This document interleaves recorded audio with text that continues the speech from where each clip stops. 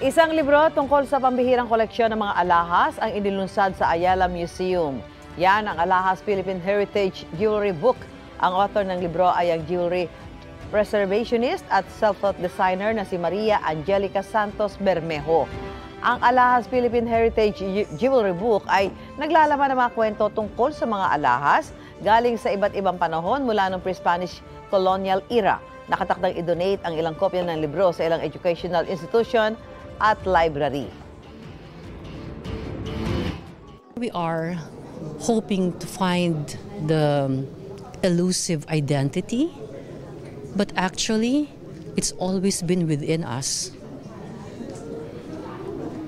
And that's what Alahas, the book, is hoping to achieve, no? Just to awaken us, the Filipino people, into believing that